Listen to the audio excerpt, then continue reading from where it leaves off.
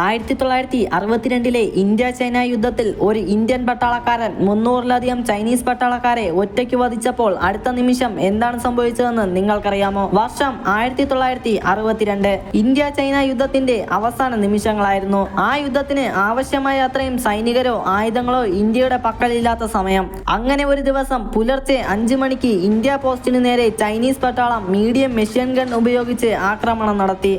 ആ സമയം ഇന്ത്യൻ സൈനികർ അതിനെ കീഴടക്കാൻ ശ്രമിച്ചപ്പോൾ അതിനിടയിൽ ഒരുപാട് ഇന്ത്യൻ സൈനികർക്ക് ജീവൻ നഷ്ടമായി. ബാക്കിയുള്ള സൈനികർ പരിക്കുകളോടെ പിൻവാങ്ങി. എന്നാൽ അവിടെ ഉണ്ടായിരുന്ന ഒരു ഇന്ത്യൻ പട്ടാളക്കാരൻ മാത്രം യുദ്ധത്തിൽ നിന്ന് പിൻവാങ്ങിയില്ല. അദ്ദേഹം ഒറ്റയ്ക്ക് യുദ്ധം നടത്താൻ തീരുമാനിച്ചു.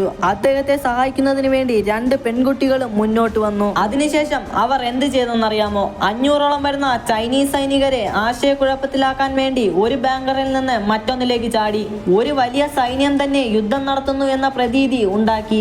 3 ദിവസം വരെ ചൈനീസ് സൈന്യത്തിന് എത്ര ഇന്ത്യൻ സൈനികരാണ് തങ്ങളെ ആക്രമിക്കുന്നതെന്ന് കണ്ടെത്താൻ കഴിഞ്ഞില്ല.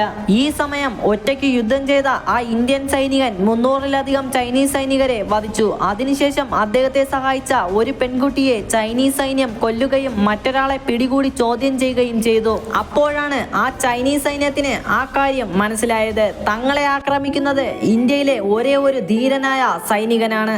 ഈ സമയത്ത് ചൈനീസ് സൈന്യം തന്നെ വധിക്കുമെന്ന് മനസ്സിലാക്കിയ ആ ഇന്ത്യൻ പട്ടാളക്കാരൻ തന്റെ തോക്കിലെ അവസാനത്തെ ബുള്ളറ്റ് സ്വന്തം ശരീരത്തിൽ വെടിവെച്ച് വീരമൃത്യു വരിച്ചു. ഈ ധീരതയുടെ കാര്യമറിഞ്ഞ ചൈനീസ് സൈന്യത്തിന് അവരുടെ ദേഷ്യം കൺട്രോൾ ചെയ്യാൻ കഴിഞ്ഞില്ല. അങ്ങനെ ആ ഇന്ത്യൻ പട്ടാളക്കാരന്റെ തല വെട്ടി ചൈനയിലേക്ക് കൊണ്ടുപോയി. അതിനുശേഷം യുദ്ധം അവസാനിച്ച ശേഷം അദ്ദേഹത്തിന്റെ ധീരതയിൽ ആകൃഷ്ടരായ ചൈനക്കാർ തലയുടെ ഒപ്പം അദ്ദേഹത്തിന്റെ ഒരു പിച്ചള പ്രതിമയും തിരിച്ച് ഇന്ത്യയിലേക്ക് നൽകി. സ്വന്തം ജീവൻ പോലും നോക്കാതെ രാജ്യത്തിന് വേണ്ടി ഒറ്റയ്ക്ക് 300 പേരെ കൊന്ന ആ ധീരയോദ്ധാവ് ആരെന്നറിയാമോ?